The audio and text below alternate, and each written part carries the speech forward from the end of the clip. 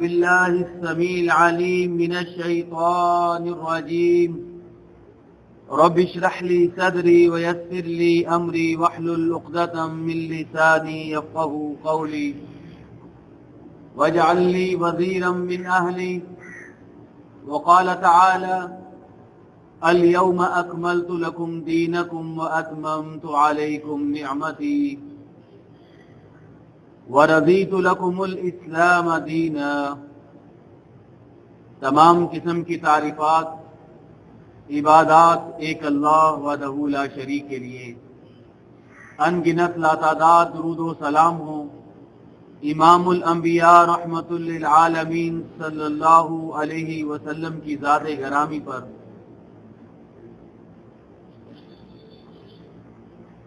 عزیزان گرامی، پیارے نبی صلی اللہ علیہ وسلم کی مبارک زندگی کا دلاویز تذکرہ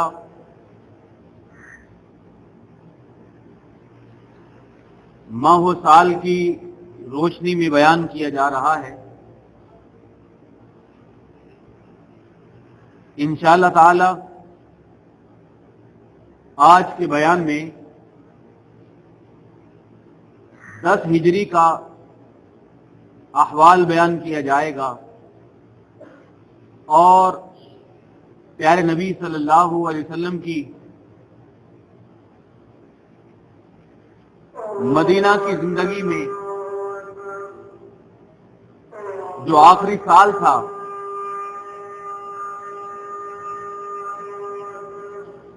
اور چند آخری مہینے تھے، ان میں اہم ترین واقعہ جو پیش آیا وہ آپ صلی اللہ علیہ وسلم کا آخری حج تھا۔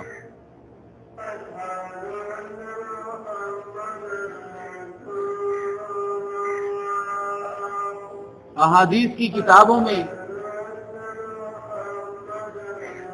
اور سیرت النبی میں اس آخری حج کو حجۃ الوداع کا نام دیا گیا، یعنی الوداعی حج۔ پیارے نبی صلی اللہ علیہ وسلم کی ہجرت کے بعد جو زندگی تھی اور جب سے حج فرض ہوا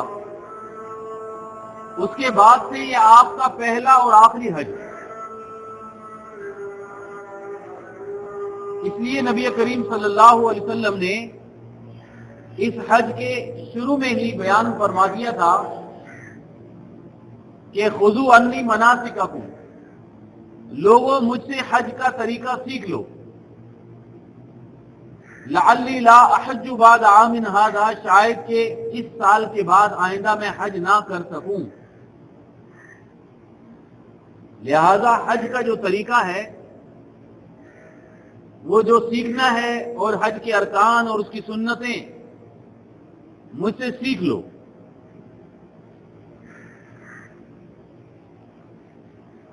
25 ذی القعدہ کو پیارے نبی صلی اللہ علیہ وسلم نے حج کی تیاری شروع کی۔ اللہ رب العزت نے آپ صلی اللہ علیہ وسلم کی ساری زندگی کی جو محنت تھی اس محنت کا پھل اور اس کا ثمرہ اپنے حبیب صلی اللہ علیہ وسلم کو دکھانا چاہا کہ آپ اپنی آنکھوں سے دیکھ لیں کہ آپ کی دعوت کا پیغام کہاں کہاں تک پہنچ گیا ہے۔ اس لیے اس حج میں صحابہ اکرام کی ایک بہت بڑی تعداد جمع ہوئی۔ اتنی بڑی تعداد کو آپ نے اپنی آنکھوں سے اپنے سامنے دیکھا تو گویا اللہ تعالیٰ نے آپ کو اپنی محنت کا نتیجہ دکھایا۔ اب صحابہ اکرام کی اتنی بڑی جماعت بھی بن چکی تھی جو اب اس دین اسلام کو دنیا کے کونے کونے تک پہنچا دیتی۔ اس لیے نبی کریم صلی اللہ علیہ وسلم نے ان تمام صحابہ کی موجودگی میں اسلام کا ایک پیغام بھی دیا جسے خطبہ حجۃ الوداع بھی کہا جاتا ہے. یعنی وہاں جو آپ نے حج کا خطبہ دیا اور کئی مواقع پر آپ نے جو باتیں کی اور صحابہ کے سوالات کے جوابات دیے، وہ قیامت تک کے لیے انسانی زندگی کا ایک منشور بھی ہے. آپ جب اس خطبے کو سنیں گے آپ سمجھ جائیں گے کہ اس میں ایسا ایسا عظیم پیغام ہے، اور انسانی زندگی کو سنوارنے کے لیے ایک فرد سے لے کر ایک جماعت کی زندگی، اور ایک جماعت کی زندگی سے ایک ملک کی زندگی، اور تمام امت مسلمہ کی زندگی، ان کے بارے میں نبی کریم صلی اللہ علیہ وسلم نے اہم ترین پیغامات اس آخری خطبے کے اندر آپ نے دیے تھے. 25 ذی القعدہ کو نبی صلی اللہ علیہ وسلم مدینہ سے روانہ ہوتے ہیں، اور آپ بھی جانتے ہیں کہ مدینہ کے تھوڑا سا دور ایک علاقہ ہے ذوالحلیفہ. آج کل بھی عمرہ کرنے والے وہاں پر سٹاپ کرتے ہیں، احرام باندھتے ہیں، نفل پڑھتے ہیں. اس مقام پر نبی کریم صلی اللہ علیہ وسلم نے رات گزاری، اور صبح آپ نے اعلان فرمایا کہ آتانی اللیلۃ آتن، آج رات اللہ کی طرف سے میرے پاس فرشتہ آیا ہے اور اس نے حکم دیا ہے کہ صلی فی ھذا الوادی، اس وادی میں آپ نماز پڑھیے اور حج اور عمرے دونوں کی نیت کر لی، اور کہیے کہ حجۃ فی عمرۃ، کہ عمرہ اور حج دونوں ایک ہی ہیں. یہیں سے آپ نے بیٹھ کر احرام باندھا.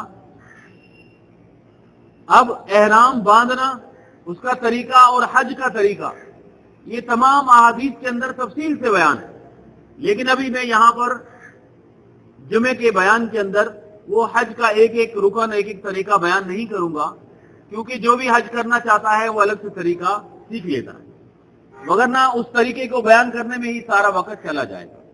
یہاں نبی صلی اللہ علیہ وسلم نے نیت کی، اللہم لبیک بعمرۃ وحج، کہ اے اللہ میں عمرہ اور حج کی نیت کر رہا ہوں.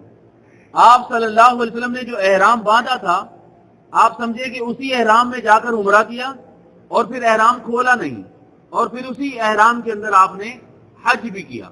صحابہ کو وہاں جا کر آپ نے حکم دے دیا تھا کہ جو لوگ وہیں سے یہ قربانی خرید رہے ہیں، آپ نے فرمایا کہ تم عمرہ کرنے کے بعد احرام کھول لو، اور بیچ میں 4 دن وقفہ ہے، آرام کر کے پھر حج کے لیے الگ سے احرام باندھ لے. اس طریقے کو کہتے ہیں حج تمتع، اور جو نبی صلی اللہ علیہ وسلم نے کیا ہے اس طریقے کو کہتے ہیں حج قران. آپ صلی اللہ علیہ وسلم نے جو حکم دیا تھا کہ آپ حج تمتع کرو، یعنی پہلے جا کر اگر وقت ہے تو عمرہ کرنے کے بعد احرام کھول دو، اور پھر الگ سے جب حج کے دن آئیں گے 8 ذی الحجہ سے آپ نے احرام باندھ لینا ہے حج کی نیت کر کے. وہ طریقہ امت کے لیے ہے اور وہی حکم دیا گیا. آپ نے تلبیہ پکارنا شروع کر دیا، لبیک اللہم لبیک لا شریک لک لبیک. یہ پیارے نبی صلی اللہ علیہ وسلم کا ہجرت کے بعد پہلا حج بھی ہے اور آخری حج بھی ہے. آپ مکہ روانہ ہوتے ہیں قافلے کی صورت میں، بیت اللہ پہنچے، طواف کیا، صفا مروہ کی سعی کی، اور اس کے بعد حج کے دن شروع ہو گئے. پھر آپ وادی نمرہ، مینا کی وادی میں، عرفات کے میدان، جتنے ارکان حج ہے آپ نے ادا کیے. اور حج کا جو خطبہ ہوتا ہے وہاں آپ نے حج کا خطبہ بھی دیا، اور اس کے اہم اہم نکات میں آپ کے سامنے بیان کروں انشاءاللہ تعالی. آپ نے فرمایا کہ یا ایھا الناس، اے لوگو، اسمعوا قولی، میری باتوں کو غور سے سنو، انی لا ادری، کیونکہ مجھے پتا نہیں ہے، لعلی لا القاکم بعد عامی ھذا، ہو سکتا ہے کہ اس سال کے بعد میری تمہارے ساتھ ملاقات نہ ہو. اس طرح حج کے موقع پر ہم سب دوبارہ جمع نہ ہوں. یہ بات الوداعی ہے، اسی لیے اس حج کو حجۃ الوداع بھی کہا جانے لگا. پیارے نبی صلی اللہ علیہ وسلم نے 4 باتوں سے بچنے کا حکم دیا، یعنی 4 باتوں کو آپ نے حرام قرار دیا. آپ نے فرمایا کہ اللہ کے ساتھ کسی کو شریک نہ ٹھہرانا. اللہ کے ساتھ کسی کو شریک ٹھہرانا تمہارے لیے حرام ہے. تم اس سے بچتے رہنا، ناحق کسی کا قتل کرنا اللہ تعالیٰ نے تمہارے لیے حرام کر دیا ہے، تم اس سے بچتے رہنا۔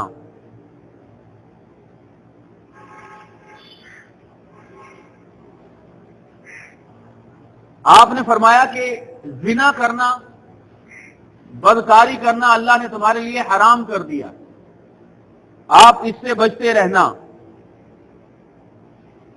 آپ نے فرمایا کہ اے لوگو، میرے بعد کوئی نبی نہیں آئے گا اور تمہارے بعد کوئی امت نہیں آئے گی،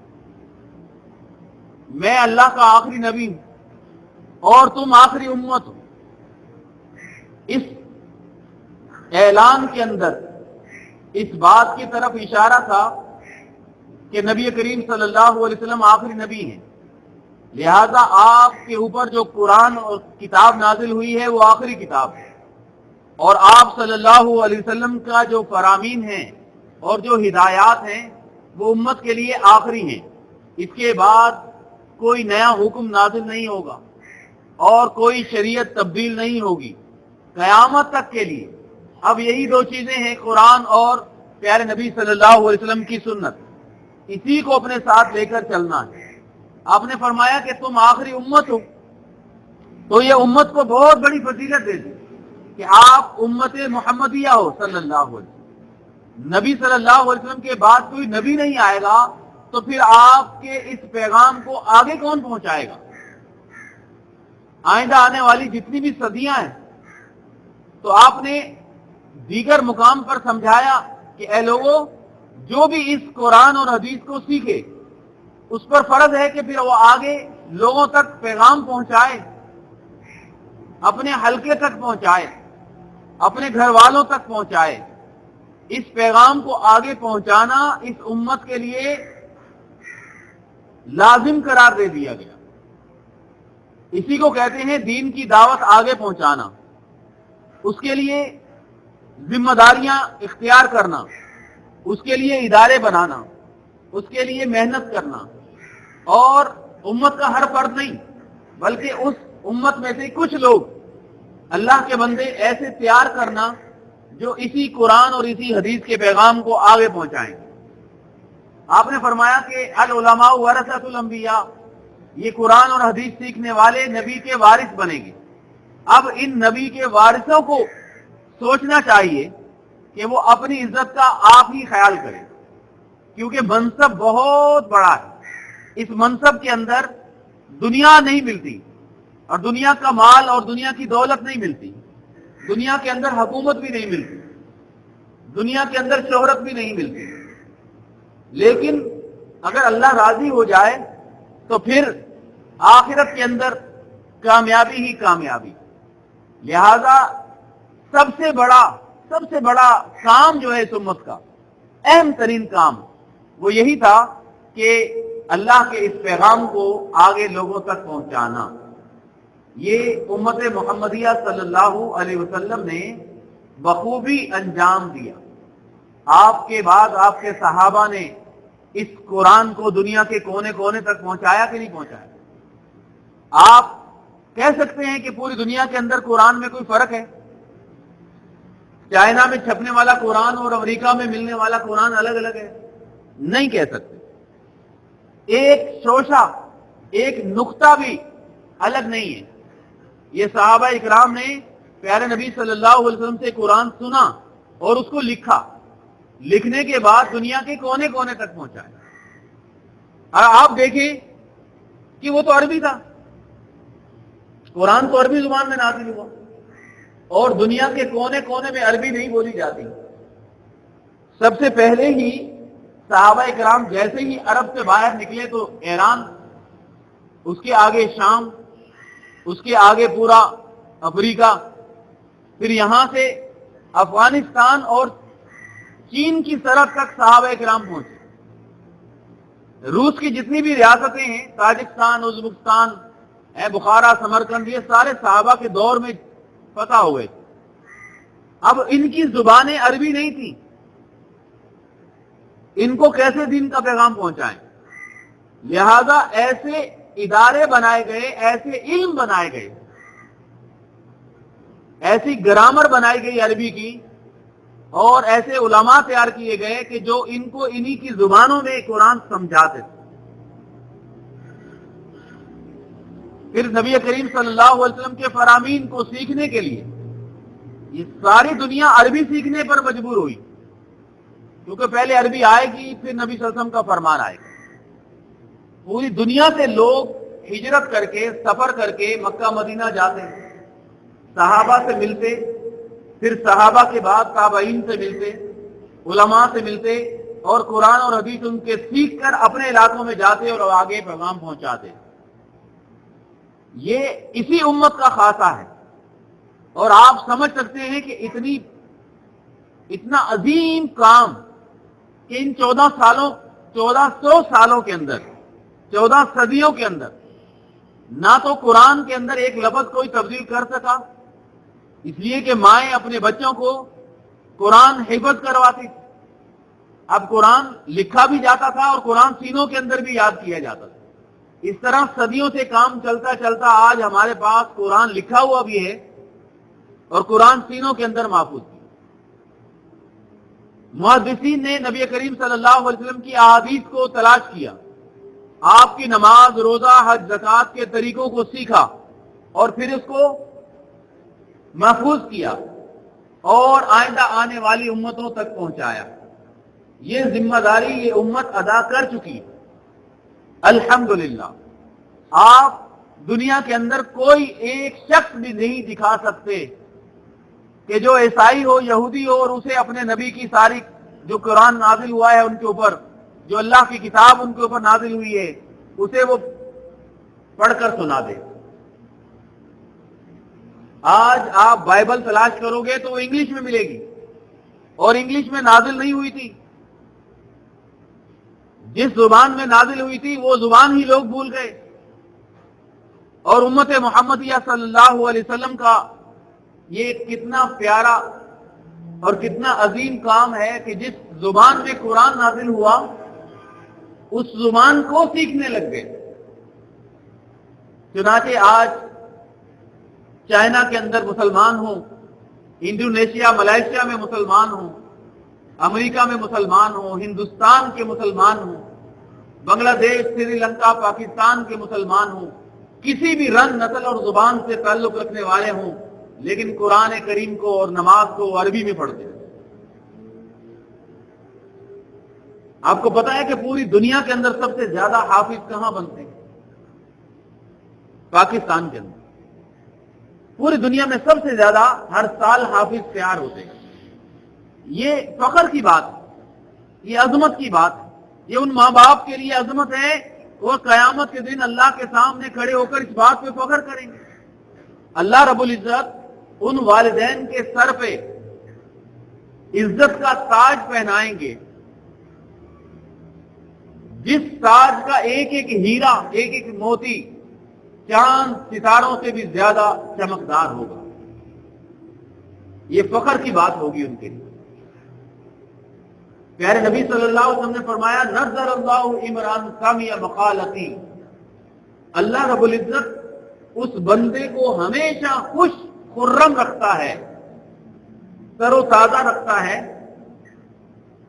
خوبصورت زندگی عطا فرماتا ہے جو میری باتوں کو سنتا ہے، پھر اسے یاد کرتا ہے، پھر اسے لوگوں تک پہنچاتا ہے. اللہ رب العزت نے فرمایا اس بندے سے زیادہ افضل کون ہے جو لوگوں کو اللہ کی طرف بلاتا ہے. لہذا یہ ذمہ داری آپ کو، مجھے اور ہم سب کو لینی ہے. یہ فخریہ کام حاصل کرنا ہے. مزے کی بات یہ ہے کہ اگر ہم انکار کر دیں، اس عظمت کو ہم حاصل نہ کریں، تو کیا یہ قرآن دنیا سے ختم ہو جائے گا؟ کیا اللہ کو، دین کو پڑھنے اور پڑھانے والے ختم ہو جائیں گے؟ نہیں. اللہ رب العزت دوسری قوم کو آگے لے آتا ہے، پھر دوسری قوم کو آگے لے آتا ہے، اس کے بعد کوئی اور قوم آ جائے گی، وہ اس ذمہ داری کو لے لے گی. یعنی مطلب یہ ہوا کہ یہ سعادت ہے، یہ جسے مل گئی وہ سمجھے کہ مجھ پر اللہ نے احسان کیا ہے. من یرید اللہ بہ خیرا یفقہہ فی الدین، جس کے ساتھ اللہ محبت فرماتا ہے پھر اللہ اس سے کام لیتا ہے، اور پہلا کام اس سے یہ لیتا ہے کہ پھر اسے دین کی سمجھ عطا فرماتا ہے. اللہم اجعلنا منہم، اے اللہ ہمیں ان میں سے شامل فرما دے، اے اللہ ہمیں، ہماری اولادوں کو، ہماری نسلوں کو ان میں شامل فرما دے. اے اللہ ہمیں ان لوگوں میں سے شامل فرما لے جو دین کو سیکھنے اور سکھانے والے ہوں. اے اللہ ہمیں ان لوگوں میں سے شامل فرما لے جو اس دین کو سیکھنے سکھانے والوں سے محبت کرتے. اے اللہ ہمیں ان لوگوں میں سے شامل فرما لے کہ جو اپنے مال اور دولت کو خرچ کرتے ہوں ایسے کام پر کہ جس سے اللہ کا دین آگے لوگوں تک، آئندہ آنے والی نسلوں تک پہنچتا رہے. پیارے نبی صلی اللہ علیہ وسلم نے فرمایا کہ دیکھو میرے بعد کوئی نبی نہیں اور تمہارے بعد پھر کوئی امت نہیں، تم آخری امت ہو، لہذا تم اپنے رب کی عبادت کرتے رہنا، 5 وقت نماز پڑھتے رہنا، رمضان کے روزے ادا کرنا، خوش دلی سے زکوٰۃ دینا، بیت اللہ کا حج کرنا اور اپنے حکمرانوں کی اطاعت اور فرمانبرداری کرنا. یہ نبی کریم صلی اللہ علیہ وسلم کے وہ فرامین اور وہ پیغامات ہیں جو آپ نے آخری حج کے موقع پر دیے. آپ نے فرمایا کہ اگر تم ایسا کرو گے تو جنت میں داخل ہو جاؤ گے. یہاں نماز، روزہ، حج، زکوٰۃ کے بعد ایک بڑی پیاری بات سمجھائی کہ اپنے حکمرانوں کی اطاعت کرنا. جس معاشرے نے یہ بات سمجھ لی اس معاشرے میں سکون آ جاتا ہے، وہ معاشرہ پھر دنیا کے اعتبار سے ترقی کرنے لگ جاتا ہے، اس معاشرے میں برکت پیدا ہوتی ہے. آج دنیا کے اندر حکومتوں کے 2-3 طریقے بڑے اہم ہیں. ایک طریقہ جمہوری کہلاتا ہے، حالانکہ اس میں جمہوریت ہوتی نہیں ہے لیکن کہلاتا ہے. یہ جمہوری طریقہ جو ہے حکومت، جس میں آپ پاکستان کا اپنے سامنے رکھیں، یہ دنیا میں سب سے بڑا ظالمانہ طریقہ ہے. اس لیے کہ 20 کروڑ عوام کے اوپر وہ لوگ حکمران ہوتے ہیں جن کے پاس ووٹ صرف 1 کروڑ ہوتے ہیں. یعنی 19 کروڑ لوگ ان کو پسند نہیں کرتے، 1 کروڑ لوگ ان کو ووٹ دیتے ہیں اور وہ حاکم بن جاتے ہیں. ظالمانہ اس لیے ہے کہ پھر باقی جو لوگ ہوتے ہیں وہ اس کوشش میں لگ جاتے ہیں کہ دھرنا دیں، احتجاج کریں اور ان کو نیچے گرائیں. اچھا، نیچے گرانے کے بعد پھر کیا ہوتا ہے؟ کیا ان سے اچھے بندے آتے ہیں؟ نہیں، پھر انہی کی طرح کے لوگ آتے ہیں. پھر جو باقی بچتے ہیں وہ کہتے ہیں کہ اب ہم کوشش کریں اور ان کو نیچے گرائیں. اس طرح زندگی چلتی رہتی ہے، منصوبے برباد ہوتے رہتے ہیں، ترقی کے بجائے تنزلی ملتی ہے، سکون کے بجائے معاشرے میں بگاڑ پیدا ہوتا ہے، افراتفری پیدا ہوتی ہے، نفرتیں پیدا ہوتی ہیں، آپس میں لوگ ایک دوسرے پر طعن و تشنیع کرتے ہیں، گالیاں دیتے ہیں، لوگ ایک دوسرے سے ناراض ہو جاتے ہیں، لڑائی جھگڑے پیدا ہوتے ہیں، فسادات ہوتے ہیں. حکومتیں جو ہوتی ہیں وہ مجبور ہوتی ہیں کہ یہ وہ انہی لوگوں کے ہاتھوں پہ کھیلتے رہیں جن کے پاس پیسہ ہوتا ہے، کیونکہ پیسے کے زور کے اوپر وہ جیت سکتے ہیں. یہ نظام جو بھی آپ کو نظر آتا ہے، آپ اس کی برائیوں سے بخوبی واقف ہو. ایک نظام وہ ہے کہ جس کو چائنا نے اپنایا ہے. آپ کبھی دیکھتے ہیں، کبھی آپ نے سنا کہ وہاں ہڑتال ہوتی، وہاں کوئی اپوزیشن ہوتی، وہاں کوئی آپس میں ایک دوسرے کو گراتے ہیں، الیکشن ہوتے ہیں؟ کبھی سنا؟ نہیں سنا.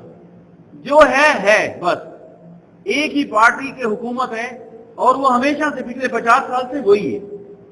اس لیے کہ وہ تجربے کرتے کرتے کرتے کرتے اس بات کو پہنچ جاتے ہیں کہ کیا ہمارے لیے صحیح ہے، کیا غلط ہے. پھر اس کے بعد پھر وہ اپنی عوام کو، پھر اپنے لوگوں کو سہولیات دینے کے لیے وہ ہمت کر سکتے ہیں. آگے جس نے حکومت کرنی ہے ان کو بھی پتا ہے کہ یہ نائب ہیں، اگلے 50 سال اس نے کرنی ہے حکومت. لہذا باقی جو معاشرہ ہے وہ پرسکون ہو کر اپنے کاروبار میں، اپنے معاملات میں لگا رہتا ہے. بہترین طریقہ ہے اگر اس کے اندر اسلام ہو وہ کلمہ پڑھ لے، اللہ کی حاکمیت کو اپنا لے، تو دنیا میں اس سے اچھا کوئی خوبصورت نظام نہیں۔ اور ایک آپ کے سامنے بادشاہت کا نظام ہوتا ہے، جیسا کہ سعودی عرب ہے اور دیگر بعض ممالک ہیں، اس میں ایک ہی بادشاہ ہے، اس نے ہی حکومت کرنی، اس کے بعد اس کا نائب بھی پہلے ہی مقرر ہوتا ہے۔ اب وہ نائب 40-50 سال نائب رہتا ہے اور وہ تجربہ کرتے کرتے کرتے اس بات کا قابل ہو جاتا ہے کہ آگے وہ حکومت کر سکتا ہے۔ باقی جو لوگ ہیں وہ پرسکون ہو کر اپنے کاروبار میں، اپنی عبادت میں، اپنے تعلیم میں، اپنی دنیا کے کاموں میں لگے رہتے ہیں، ان کو پتا ہے کہ کچھ بھی ہو جائے ہمیں تو حکومت مل جائے، پھر وہاں سکون ہوتا ہے معاشرے کے اندر۔ ان میں سے جس کو بھی آپ اپنا لیں، ایک چیز نبی کریم صلی اللہ علیہ وسلم اپنے صحابہ کو دے کر گئے تھے کہ اس معاشرے میں جو بہترین لوگ ہیں وہ مجلس شورا بنائیں، اور وہ مجلس شورا اپنے سے ایک امیر بنائے، پھر وہ امیر ساری زندگی امیر رہے گا اور وہ حکومت کرتا رہے گا، اللہ سے ڈرتا رہے گا، لوگوں کو دین کی بات کا حکم دیتا رہے گا اور ان کی فلاح و بہبود کے لیے کام کرتا رہے گا۔ اس میں برکت تھی، اس میں ترقی تھی۔ باقی لوگوں کو کہا کہ تم نے بس اس کی اطاعت کرنی ہے۔ لیکن ہمارے معاشرے میں کیا ہے کہ اگر کوئی حکومت مل جائے تو پھر اس کی اطاعت نہیں کرتے، ٹھوک بجا کے ڈنکے کی چوٹ پہ اس کی مخالفت کرنی ہے، اس کے اوپر لان تان کرنا ہے۔ اس لان تان کے نتیجے میں کوئی فائدہ نہیں ملتا، کوئی فائدہ نہیں ملتا۔ لہذا دعا کیا کیجئے کہ اللہ جو بھی ہمارے اوپر حکمران آ جائے، چاہے وہ ڈنڈے کے زور پہ آ جائے، پیسے کے زور پہ آ جائے، ووٹ کے زور پہ آ جائے، بس آ گیا، اللہ بس اب اسے تو ہدایت دے اور اس سے اچھے کام کرنے کی توفیق عطا فرما، اور اسے کام کرنے دیں، اپنے انجام تک پہنچنے دیں۔ اگر وہ اچھا ہوگا تو آئندہ خود ہی لوگ اسے پسند کریں گے، اگر وہ اچھا نہیں ہوگا تو لوگ خود ہی اسے جان چھڑا لیں گے۔ لیکن یہ کام کہ بس ایک اگر بن گیا ہے تو دوسرے اس کی ٹانگ کھینچیں، یہ کبھی بھی کسی بھی طریقے پر اللہ کے رسول صلی اللہ علیہ وسلم نے جائز قرار نہیں دیا۔ یہاں آپ نے حکم دیا کہ لوگوں جو بھی تمہارے اوپر حکمران ہو جائے بس تم نے ان کی اطاعت کرنی۔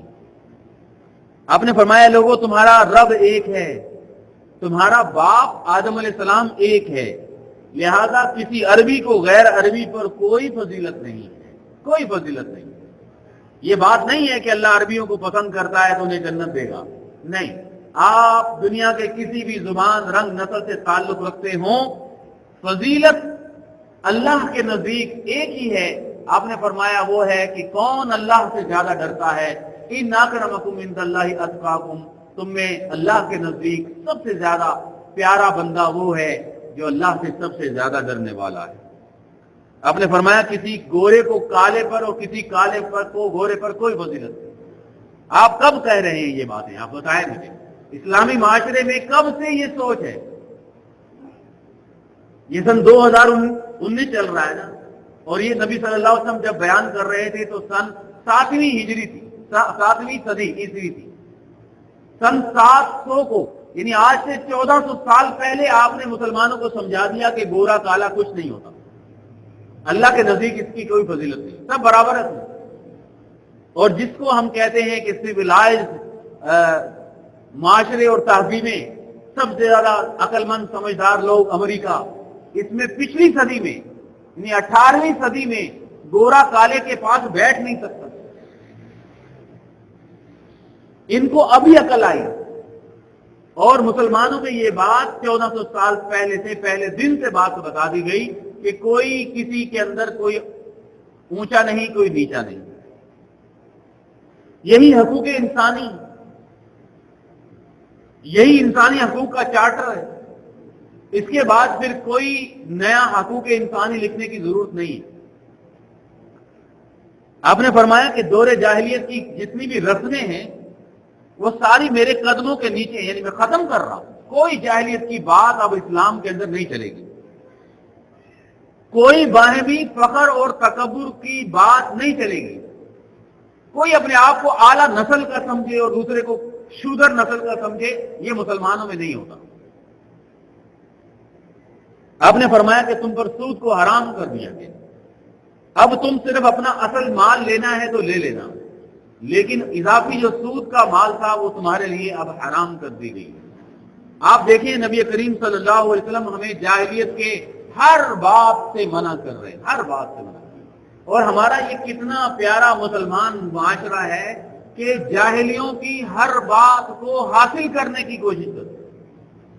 اگر وہ جاہل معاشرہ، ان کے نوجوان لڑکے لڑکیاں ایسی پینٹ پہننے لگ جائیں جینس کی جو پھٹی ہوئی ہو، جیسے کسی کتے نے نوچا ہے، تو یہ مسلمان سمجھیں گے کہ یار اس میں بھی کوئی ترقی کی بات ہے، ہم بھی وہ چیز پہن کے دیکھے تو تھے کہ کتنا مزہ ہے۔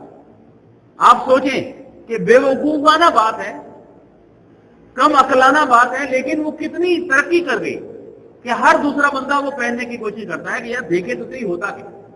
یہی بات نبی صلی اللہ علیہ وسلم نے فرمائی۔ آپ نے فرمایا تھا کہ یہودی عیسائی اگر کسی زمین میں سوراخ ہو نا، سوراخ، اور اس کے اندر جو سانپ کا بل ہوتا ہے اس کے اندر بھی کوئی گھستا ہے، تو تم بھی اس کے اندر گھس کے دیکھو گے کہ ہوتا کیا ہے۔ ہر جاہلوں کی، معاشرے کی ہر رسم کی پیروی کرتا ہے۔ اگر کوئی آدھے بال سر کے کٹاتے ہیں، آدھے رکھتے ہیں، تو یہ مسلمانوں کے نوجوان لڑکے ایسے ہی کریں، یہ کر کے دیکھیں کیا ہوتا ہے۔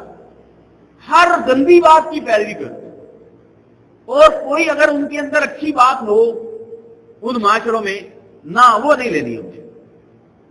اگر کوئی ان کے اندر اچھی بات ہو کہ وہ ٹریفک کے قوانین کی پابندی کرتے ہیں، وہ یہ کام ہے ان کے اندر اچھی بات ہے، نہیں وہ نہیں لینی۔ اب جب پتہ چلے کہ ان کے اندر یہ گندی بات ہے کہ ان کے اندر شراب ہے، نشہ ہے، بدکاری ہے، وہ لینا ہے۔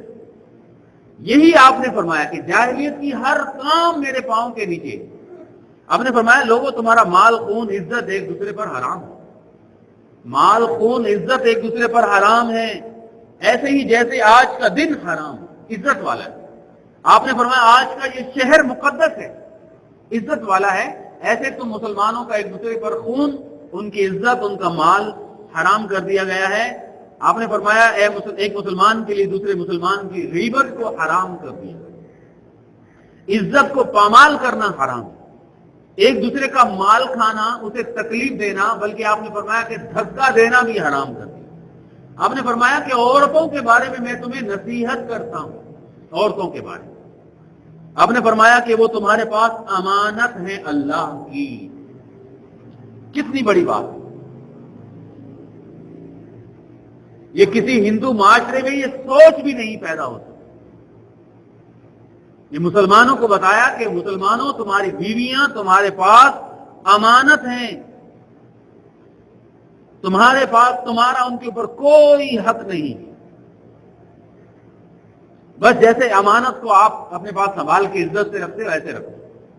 آپ نے فرمایا ہاں اگر وہ کھلم کھلا بے حیائی کرنے لگے تو تم انہیں اپنے بستر سے الگ کر دو، اگر پھر بھی باز نہ آئے تو تم انہیں ڈانٹ سکتے ہو، مار سکتے ہو، لیکن آپ نے فرمایا خبردار ایسی مارنا کہ ان کے اوپر نشان ہو جائے، یعنی سخت نہیں مارنا، کیونکہ وہ ایسی صنف ہے کہ اگر تھوڑا سا ڈانٹ کر سیدھے راستے پر آ جائے تو بے حیائی سے اچھا ہے کہ گھر کے اندر ہی وہ معاملہ درست کر لیا جائے۔ کئی مقام پر ہوتا ہے نوجوان بیٹے بیٹیوں کو اگر ان کے ماں باپ نہ سمجھائیں، نہ ڈانٹیں، ایک آدھ تھپڑ نہ لگائیں تو وہ واپس نہیں سیدھے راستے پر آتے۔ آج کل کے ماں باپ پتہ نہیں کس بات کو سمجھ کر اپنے آپ کو سمجھتے ہیں کہ جی ہم بڑے مہذب ہیں، وہ اولاد کو ان کی برائی سے بھی نہیں روک رہے ہوتے، حالانکہ ہمارے جو ماں باپ تھے وہ ایک ہی تھپڑ سے اس حالت میں لے آتے تھے جیسے پہلی حالت سمجھنے کے لیے، جیسے کہ آج کل آپ کے پاس موبائل ہو اور خراب ہو جائے تو کیا کرتے ہیں، اس کو ریسیٹ کر دیتے ہیں، فیکٹری ریسٹور کر دیتے ہیں، بالکل سیدھا ہو گیا، تو ماں باپ ایک تھپڑ سے اس کو بالکل فیکٹری کر دیتے تھے، ریسٹور، سیدھا ہو جا، اور بچے صحیح سے زندگی گزارتے ہیں سکون سے۔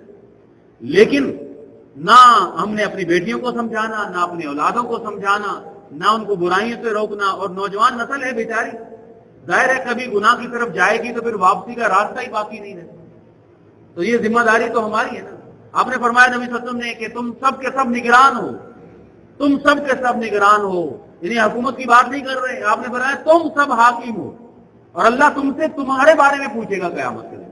پھر آپ نے فرمایا کہ جو باپ ہے وہ اپنے گھر کا نگران ہے، اللہ اس سے پوچھے گا اس کی اولاد کے بارے میں، اور ماں جو ہے وہ اپنے گھر کی نگران ہے، اللہ اس سے پوچھے گا اس کی اولاد کے بارے میں۔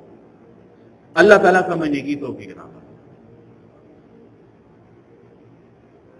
آپ نے فرمایا کہ یہ عورتیں تمہارے پاس امانت ہیں، اگر وہ تمہاری اطاعت کرتی ہیں تو پھر تم جان بوجھ کر زیادتی نہ کرو، یاد رکھو کہ تمہارے ان پر حق ہے، ان کا تمہارے اوپر حق ہے۔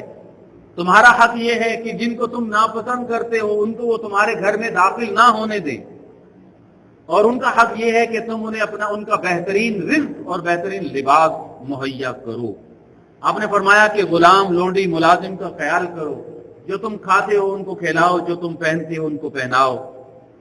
آپ کی نصیحتیں اور آپ کی ہدایتیں اور بھی کافی ساتھ۔ پھر مکہ کے اندر کئی واقعات پیش ہوئے اور پھر اس کے بعد واپسی آتی ہے۔ محرم سفر 2 مہینے کے بعد پھر ربیع الاول آ جاتا ہے، اور ربیع الاول میں پیارے نبی صلی اللہ علیہ وسلم اللہ اکبر کا سفر آخرت شروع ہو جاتا ہے۔ تو انشاءاللہ پھر آئندہ جمعے کے اندر باقی باتیں بیان کی جائیں گی۔ اللہ تعالیٰ سے دعا ہے کہ اللہ رب العزت مجھے آپ کو ہم سب کو سمجھنے کی توفیق عطا فرمائے۔ وآخر دعوانا ان الحمدللہ۔